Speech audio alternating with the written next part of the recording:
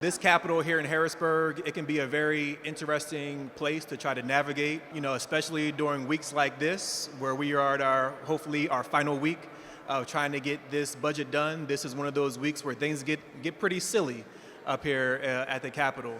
And sometimes, it can be very uncomfortable with some of the conversations and discussions that we're having.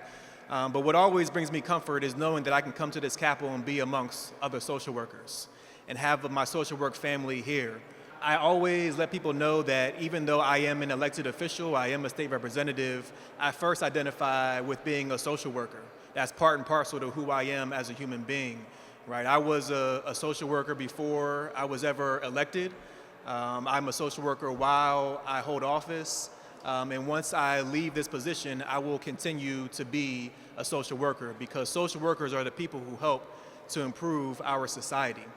And I always remember back to, I don't want to say how long ago it was when I was getting my MSW at Pitt.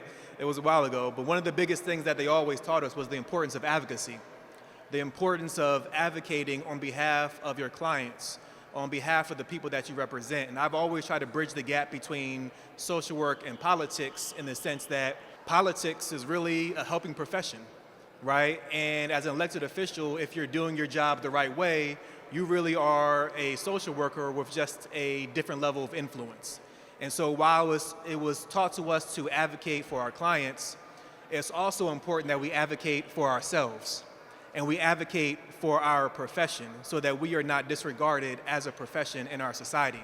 And so that's why I introduced House Bill 1841, the Social Work Interstate Compact Bill, which would allow multi-state licensures for social workers to be able to have that continuity of care for those folks their clients that they take care of. And so I think when I first introduced this bill back in November of 23 of last year, I think there was maybe 1 or 2 states that had already passed it.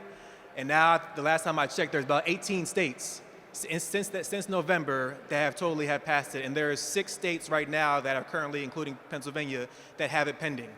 One of the states that have passed it is Ohio. So we lost to Ohio. One of the states that has it pending is New Jersey. We cannot lose to New Jersey.